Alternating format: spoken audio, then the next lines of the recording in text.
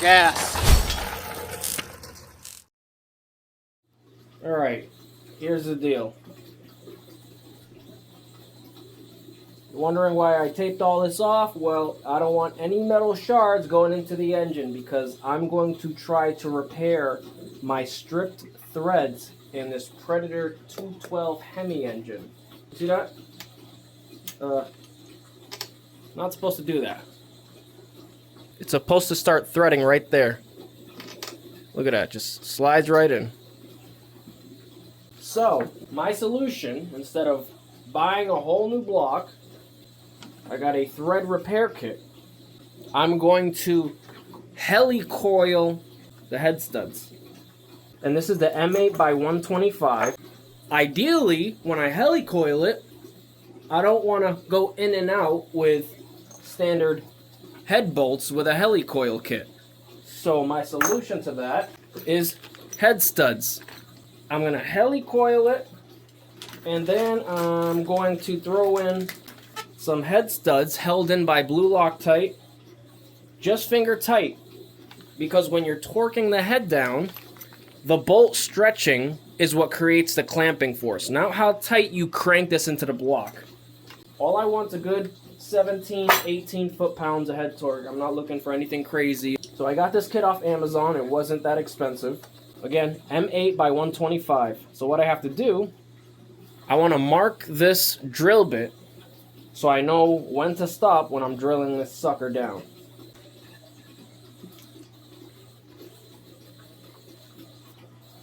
So about right there. When the head is on, this bolt obviously is lifted a little higher and it's not catching all the threads. Just gonna mark the bolt because I'm gonna match the drill bit with this guy. And the head studs, they don't have to bottom out. Don't think you have to bottom out head studs. Clamping force, again, is done by the bolt stretching upwards.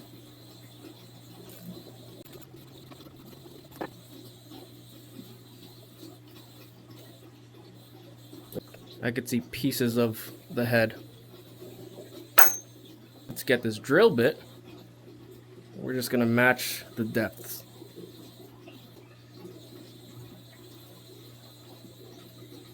I know this is where I want to stop.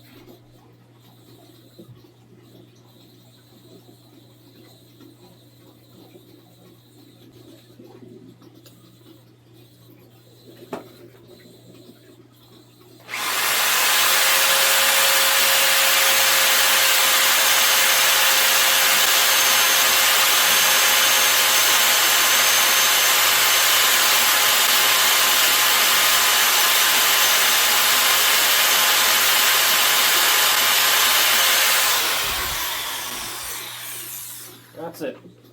We're gonna make the threads in the block now. Now the kit doesn't come with this little tap holder tool, wrench, however you want to call it. This is from another kit that I have, but it is useful to have. Just want to push just enough so it starts, and then let the cutters do the work.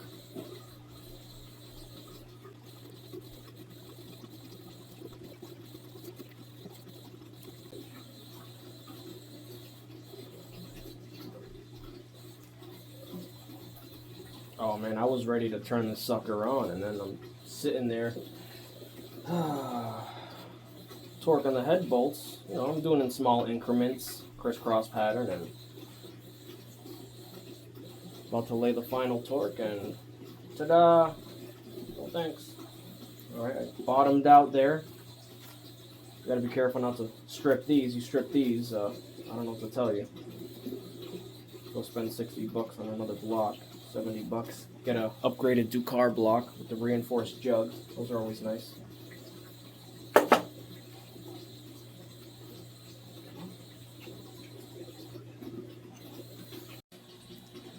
You can kind of see the new threads. Everything looks good.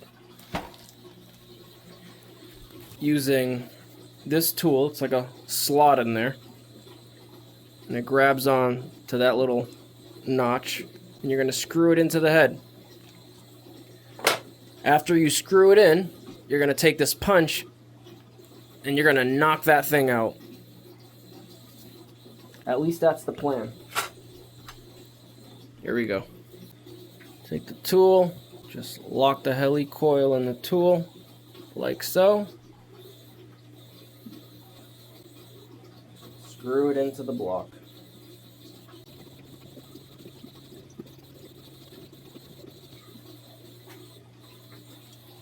It looks like that's as deep as I'm gonna go. So you're gonna take your punch, put it in there, just to break that little thing in there. That's it. And that's what comes out. You want to knock that out every time you throw a helicoil in there. Alright, I threaded this one on a known good thread. I just want to see how deep it goes in so I'll know how deep I'll have to commit on that side. You will want to use a head gasket when you're testing this.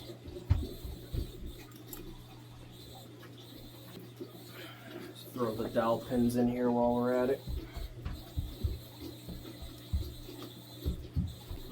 I need to get good protrusion with all these studs to get the nuts on there along with the washer.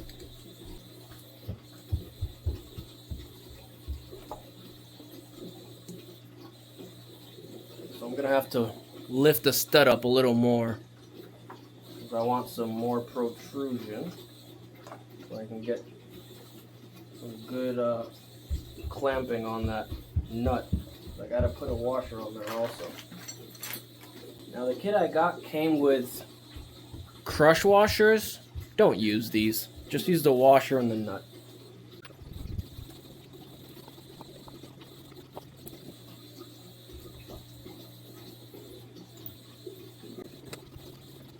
I like that. It's a good height for me.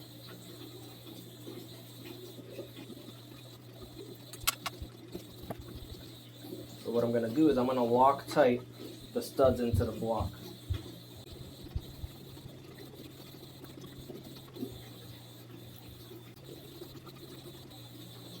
Double check the height.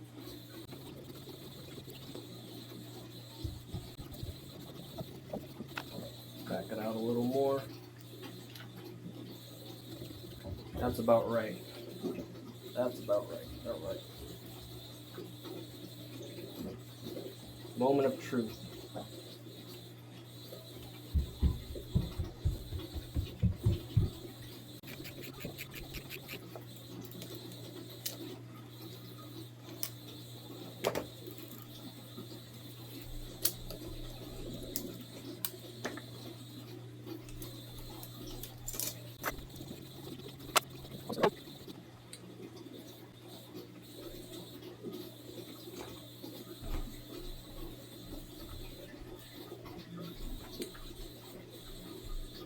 I think I could probably go down a little more. See what I got here.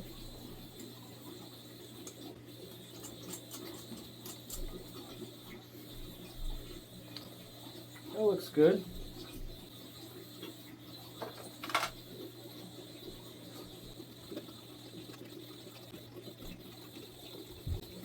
Now I could only get one helicoil in there. Thought I can get more. So I'm hoping it's enough to give me a measly 17 foot-pounds of torque. That looks great. That's it. Alright, so I'm going to prepare this head gasket. Throw some copper spray on there. Clean it up. Throw the head gasket on here. I'm going with a high compression one. I like these. I always throw a little copper spray on there for better surface mating.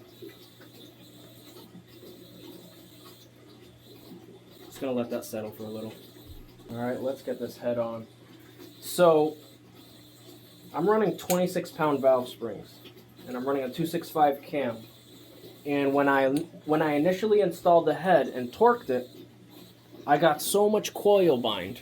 So I had to take this and bring it to the drill press over there, and I had to cut pockets. And I had to go little by little until I got the perfect valve spring height. and I needed to make sure I had it. I could put the feeler gauge, and I think it was like 5/500ths or something. It was 0.050 of clearance for coil bind. So I remedied that issue, but with the head coming on and off, I really did a number on those threads, and one side of the head stud just said, I'm not going to do with it. I'm not going to do it anymore. Just gave out on me. So head studs would remedy that issue if you're constantly taking a head on and off. I guess the same could be said with side cover bolts and whatnot.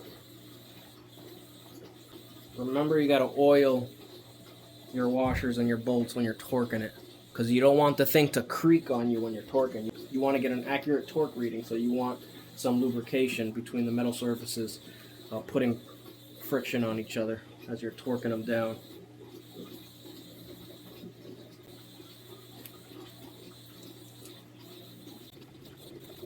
So my spark plug hole here, the threads are all jacked up on that. So as you can see, this is, again, it's a Hail Mary build. It's kind of like, let's see what I can salvage.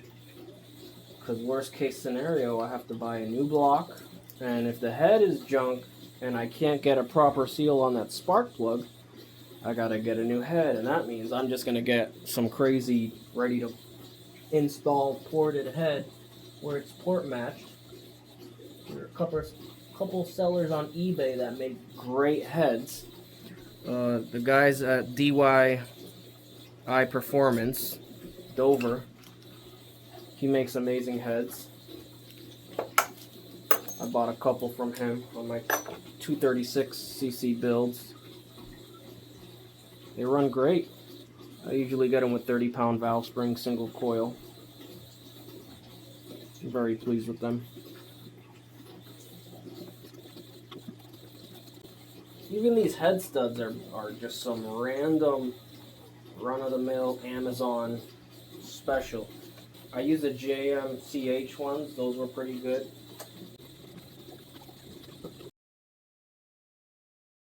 You know what I was doing is I was removing the head studs with an impact gun. And that's a no-no. And I knew I shouldn't have done it. Is that why those threads went? I don't know. But try not to use an impact gun, and just take your time and do it by hand.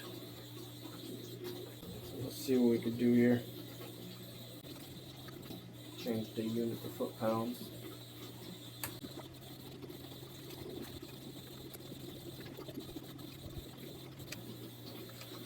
Alright, moment of truth on this helicoil.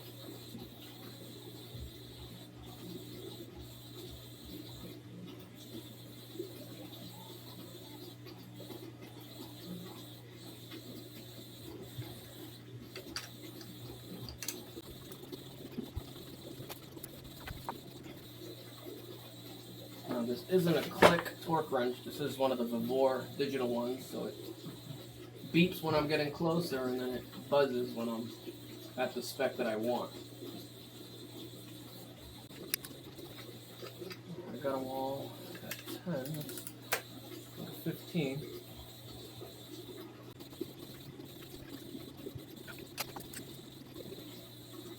Now you want to go slow doing this because you want the stress on the bolts to happen gradually and let it breathe. Let it kind of settle when it stretches.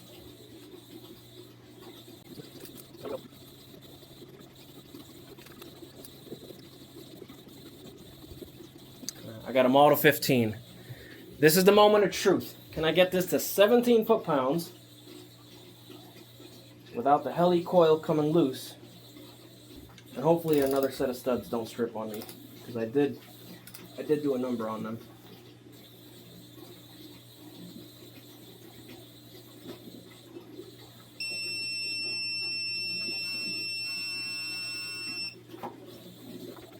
Alright, straight to the jugular. Here's the helicoil. Can I get 17 foot-pounds out of this stupid thing? Let's get a good angle on this.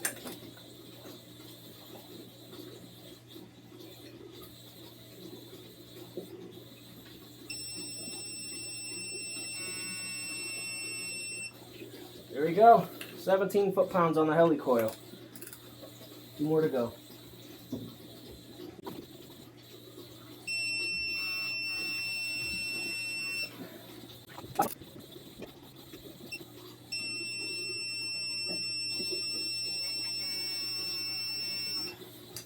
That's it. How to fix a stripped head bolt stud hole on a Predator 212.